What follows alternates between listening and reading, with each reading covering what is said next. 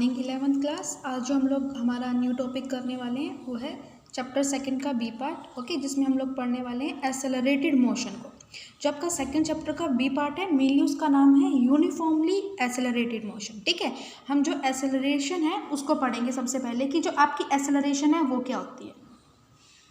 आपको पता है वेलोसिटी क्या होती है? वेलोसिटी होती है डिस्प्लेसमेंट अपॉन में टाइम। बट जब हम बात करते हैं एसेलरेशन की, जो हमारी एसेलरेशन होती है वो होती है चेंज इन वेलोसिटी। कि वेलोसिटी में जो भी चेंज हो रहा हो किसके साथ में, with respect to time taken. कि जो भी टाइम लिया गया उस वेलोसिटी में चेंज को कवर करने में उसे हम एसेलरेशन बोलते हैं। Okay, what is the acceleration? The acceleration is defined as the change in velocity with respect to the time taken by the object. Okay, एक एसेलरेशन जो हमारी है एक वेक्टर क्वांटिटी है। एसेलरेशन की एसआई यूनिट होती है मीटर पर सेकेंड स्क्वायर। इसकी सीजीएस यूनिट होती है सेंटीमीटर पर सेकेंड स्क्वायर। जो डायमेंशनल फॉर्मूला की अगर हम बात करें, एसेलरेशन का जो डायमेंशनल फॉर्मूला है वो होता है आपका L-T-2। ठीक है, फिर जैसे हम लोगों ने वेलोसिटीज़ एंड उसके टाइप्स को डिस्कस किया था, तो आज हम एसेलरेशन के टाइप्स को डिस्कस करेंगे। आपकी जो एसेलरेशन है वो मेनली होती है टू टाइप्स की। ठीक है, फर्स्ट होती है हमारी यूनिफॉर्म, एक होती है हमारी यूनिफॉर्म एसेलरेशन, और सेकंड हमारा जो टाइप है एसेलरेशन का वो होता है नॉन यूनिफॉर्म एसेलरेशन। ठीक है, अगर हम यूनिफॉर्म एसेलरेशन की बात करें, जिसे हम कांस्टेंट एसेलरेशन भी बोल सकते हैं, इसमें क्या होता है कि जो चेंज इन वेलोसिटी हो रहा होगा, ठीक है, किसके रिस्पेक्ट में, टाइम के रिस्पेक्ट में, वो हमेशा क्या रहने वाला है, सेम रहने वाला है। और ये हमारा टाइप है यूनिफॉर्म एसेलरेशन का। अगर हम बात करें नॉन यूनिफॉर्म एसेलरेशन की, तो इस एसेलरेशन को हम लोग वेरिएबल एसेलरेशन भी बोलते हैं। ठीक है, और जो ये जो टाइप की एसेलरेशन होती है इसमें जो चेंज इन वेलोसिटी होता है, ठीक है, ये आपका सेम नहीं रहता, नॉट सेम, ये बार बार चेंज होता रहेगा। फॉर एग्जांपल, एक ऑब्जेक्ट फर्स्ट जो डिस्टेंस है वो ट्रैवल कर रहा है 40 मीटर पर सेकंड की वेलोसिटी से। ठीक है, कितने सेकंड में, हम मान लेते हैं 1 सेकंड में। ठीक है, फिर जो नेक्स्ट वो जो डिस्टेंस ट्रैवल कर रहा है, जो उसकी वेलोसिटी होने वाली है नेक्स्ट टाइम, जो उसकी वेलोसिटी है वो उसकी 42 मीटर पर सेकंड है। कितने टाइम के लिए, 2 टाइम के लिए। तो यहाँ चेंज इन टाइम अगर हम नेक्स्ट एक और ले लें, कंसिडर कर लें कि 45 मीटर पर सेकंड की वेलोसिटी से मूव किया नेक्स्ट 3rd सेकंड में, तो यहाँ पे टाइम इंटरवल देखेंगे 2 - 1, टाइम इंटरवल तो 1 है। चेंज इन वेलोसिटी कितना आ गया, यहाँ पे 2 आ गया, तो यहाँ पे एक्सेलरेशन कितना हो जाएगा 2। बट अगर इस केस की बात करें, जब टाइम्स 2 से 3 टाइम में जब वो ट्रैवल करके पहुँचा, तो टाइम इंटरवल कितना हो गया, 3 - 2, 2 हो गया, सॉरी 3 - 2 1 हो गया। ठीक है, 45 - 42 कितना आ गया, 3 आ गया। तो यहाँ पे एक्सेलरेशन कितनी हो गई, 3 मीटर पर सेकंड स्क्वायर, यहाँ पे 2 मीटर पर सेकंड स्क्वायर। एक्सेलरेशन वेरी कर गई। एक्सेलरेशन वेरी क्यों करी, क्योंकि जो चेंज इन वेलोसिटी था, पहले केस में चेंज इन वेलोसिटी 2 मीटर पर सेकंड है, सेकंड केस में जो चेंज इन वेलोसिटी हमारा आ रहा है वो 3 मीटर पर सेकंड आ रहा है। सो क्योंकि चेंज इन वेलोसिटी सेम नहीं है, इसलिए यहाँ पे जो हमारी एसेलरेशन है वो वेरिएबल या फिर नॉन यूनिफॉर्म टाइप की एसेलरेशन हो गई। ठीक है, अब हम बात करें नॉन यूनिफॉर्म एसेलरेशन की, तो जो आपकी नॉन यूनिफॉर्म एसेलरेशन होती है उसके भी फर्दर 2 टाइप्स होते हैं। जैसे हम लोगों ने स्पीड के केस में और वेलोसिटी के केस में भी स्टडी कर रखा है कि कौन कौन से टाइप्स होते हैं आपकी। एक तो होती है एवरेज, ठीक है, यहाँ पे हम एवरेज एसेलरेशन कहेंगे, और एक होती है इंस्टेंटेनियस। ठीक है, एक होती है हमारी इंस्टेंटेनियस एसेलरेशन।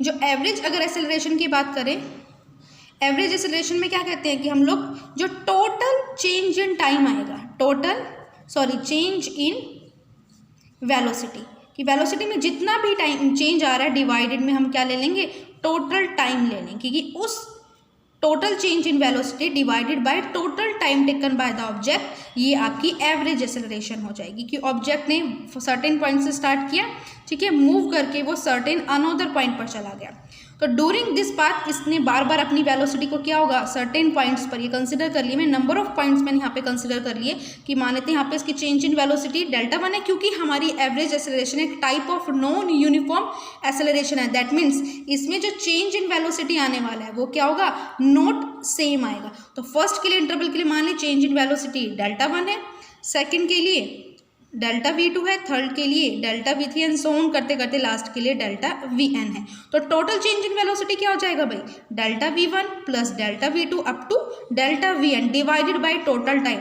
फर्स्ट में मान लेते टाइम 1 सेकेंड, सेकेंड में 2, थर्ड में 3, तो इसी तरह से लास्ट सेकेंड में कितना हो जाएगा।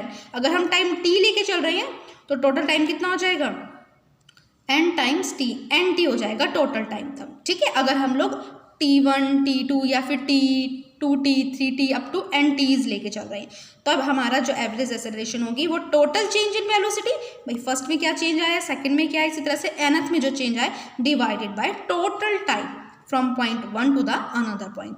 अब बात करते हैं इंस्टेंट, जैसे एवरेज वेलोसिटी एवरेज एक्सेलरेशन का ऐसे फॉर्मूला क्या बन गया हमारा, कि जो भी टोटल चेंज इन वेलोसिटी आने वाला है, मान लेते हैं ये स्मॉल v थे, ये कैपिटल V हो गया, ठीक है, divided by total change in time, वो हम कितना ले लेंगे, कैपिटल T ले लेंगे। स्मॉल को हम लोग ऐसे कंसिडर कि फर्स्ट के केस में V1 फिर डेल्टा V2, इस तरह इनको एंड सो ऑन लेते चलेंगे। अब बात करते हैं इंस्टेंटेनियस की। इंस्टेंटेनियस का मतलब ही क्या होता है भाई, वो एक्सेलरेशन जो किसी भी एक पर्टिकुलर इंस्टेंट ऑफ टाइम पे ले रहे हो, जहाँ पर हमारा टाइम क्या हो, इंस्टेंट मतलब वेरी शॉर्ट टाइम इंटरवल हो, टाइम इंटरवल हमारा बहुत शॉर्ट हो। तो अगर हम कहें हम एक्सेलरेशन ले तो रहे हैं, एक्सेलरेशन क्या होती है, change in velocity with respect to time, या फिर आप कह सकते हो the rate of change of velocity.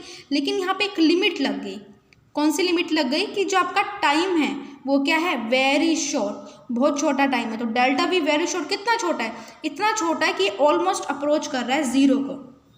ठीक है, तो इस केस में अगर हमने मान ले कि सर्टेन कंडीशंस में जब हम कहें कि टाइम बहुत छोटा है, इतना छोटा कि वो ऑलमोस्ट जीरो का अप्रोच कर रहा है, तब हमारी एक्सेलरेशन हम निकाल रहे थे किसी भी एक पर्टिकुलर इंस्टेंट ऑफ टाइम में, और वो एक्सेलरेशन हमारी इंस्टेंटेनियस एक्सेलरेशन होती है।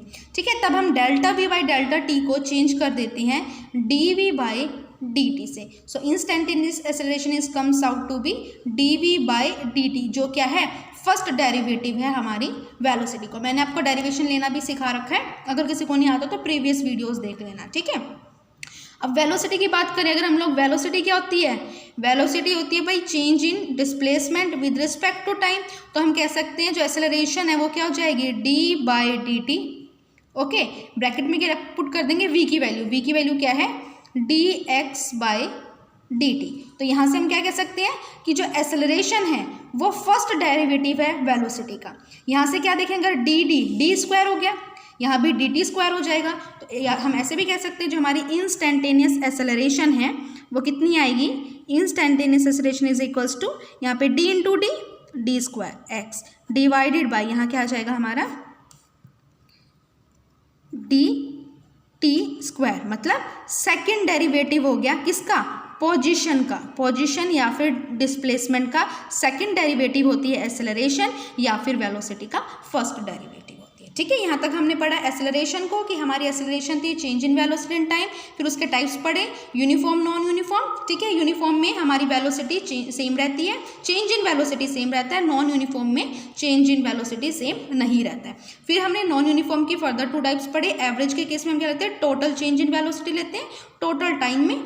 ठीक है, ये हमारा क्या हो जाता है, एवरेज वेलोसिटी हो जाता है, delta V by delta T। Instantaneous की बात करें तो हम पर्टिकुलर इंस्टेंट ऑफ टाइम मतलब वेरी शॉर्ट टाइम में लेते हैं, इसके लिए हम लिमिट पुट करते हैं कि डेल्टा T टाइम कितना छोटा, ऑलमोस्ट जीरो को अप्रोच कर गया।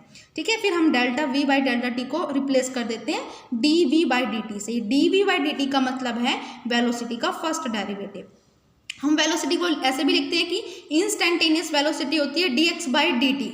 अगर यहाँ पे dx बाई dt को हम पुट कर लें तो एक्सेलरेशन क्या हो जाएगी हमारी, डिस्टेंस या फिर पोजीशन का सेकंड डेरिवेटिव हो जाएगी। ठीक है, उसके बाद अब आगे हम पढ़ते हैं नेक्स्ट में कि हमारी जो एक्सेलरेटेड मोशन होती है, इसकी 3 इक्वेशन ऑफ मोशंस होती हैं, जो आपने 9th क्लास में भी पढ़ी हुई है, कि अगर मोशन हमारा एक एक्सेलरेटेड मोशन है, so for the case of accelerated motion, ठीक है, अगर हमारा मोशन कैसा है, एक एक्सेलरेटेड मोशन है, तो उसके केस में हमारे पास 3 इक्वेशन ऑफ मोशन होती है। जो very first equation of motion होती है वो कहती है v is equals to u plus a t. ठीक है, जो सेकंड एक्सेलरेटेड मोशन की इक्वेशन होती है वो कहती है s is equals to ut plus half a t square, and the last one equation of motion for the accelerated motion कैसा है, एसेलरेटेड मोशन है, वो होती है हमारी v square minus u square, ये वी स्क्वायर है, v square minus u square is equals to 2as।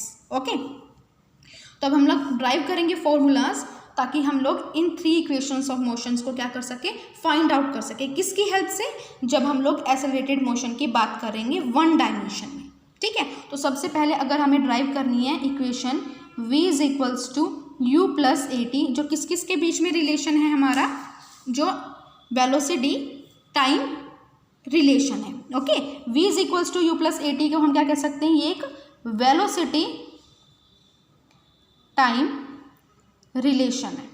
तो वेलोसिटी टाइम रिलेशन के लिए हम क्या लेंगे, सबसे पहले यहाँ से देखो एसेलरेशन का फॉर्मूला क्या होता है, एसेलरेशन है change in velocity divided by change in time, यही है। तो चेंज इन वेलोसिटी क्या होगी, फाइनल वेलोसिटी, हम मान लेते हैं फाइनल वेलोसिटी हमारी v2 माइनस इनिशियल वेलोसिटी हम मान लेते हैं v1 divided by delta T क्या होगा भाई, final time t2 minus initial time t1, यही होगा हमारा। ठीक है, अब अगर हम इसको इस क्योंकि a के साथ t है, v is equals to u plus a t, ऐसी है ना इक्वेशन, तो एसेलरेशन के साथ टाइम मल्टीपल में है, तो हम क्या करेंगे, पहले इस वैल्यू को v2 minus v1 is equals to किसके इक्वल कर देंगे, t2 माइनस t1 को इस साइड ले जाएंगे तो a t2 माइनस t1, ये आ गया। अब हम पुट करेंगे सम कंडीशंस। ठीक है, हम मान लेंगे कि लेट जो v2 है वो v के इक्वल है, ठीक है, और v1 है वो u के इक्वल है। ये v2 क्या है, ये v2 है हमारी फाइनल वेलोसिटी, और हमें पता है फाइनल वेलोसिटी को हमेशा हम v लेते हैं। ठीक है, अब ये v1 क्या है, ये v1 है हमारी इनिशियल वेलोसिटी, और इनिशियल वेलोसिटी को हम u कंसिडर करते हैं। फाइनल वेलोसिटी कब होगी, जब टाइम t2, तो टाइम t2 को अगर हम सिंप्लिसिटी के लिए मान लें कि टाइम t है। इनिशियल वेलोसिटी क्या होगी, जब टाइम कितना होगा t1। इनिशियल टाइम को हम क्या मान लेते हैं कि इनिशियली हमने स्टार्ट किया इस कैलकुलेशन को ऑब्जर्व करना जब टाइम हमारा 0 सेकेंड्स था। ठीक है, तो अगर हम इन वैल्यूज़ को यहाँ पे पुट करें इस इक्वेशन में फर्स्ट में, तो हमारी वैल्यू क्या आ जाएगी, v2 किसके इक्वल है, v के, v1 किसके इक्वल है, u के, is equals to a, t2 किसके इक्वल है, t के, t1 इज इक्वल्स टू 0। सो हमारी जो इक्वेशन है वो क्या आ गई, v minus u is equals to a t. अगर v को अनदर साइड लेके जाएं तो v कितना हो जाएगा, v इज इक्वल्स टू, अब u को इस साइड ले आए राइट हैंड साइड, तो ये माइनस से प्लस हो जाएगा, v is equals to u plus a t. ये हमारी फर्स्ट इक्वेशन ऑफ मोशन हो जाएगी फॉर एसेलरेटेड मोशन। ठीक है, इसी तरह से हम सेकंड इक्वेशन ऑफ मोशन निकालेंगे। सेकंड इक्वेशन ऑफ मोशन क्या कहता है कि फॉर्मूला क्या आने वाला है हमारा, s is equals to u t plus half a t square. अब ये s क्या है, यहाँ पे डिस्टेंस है, t क्या इन्वॉल्व हो रहा है यहाँ पे, हमारा टाइम। पहला हमारा क्या था, वेलोसिटी टाइम रिलेशन, तो दूसरा हम कह सकते हैं हमारा दूसरा क्या आने वाला है, डिस्टेंस टाइम रिलेशन। ठीक है, नेक्स्ट हमारा डिस्टेंस टाइम रिलेशन होगा।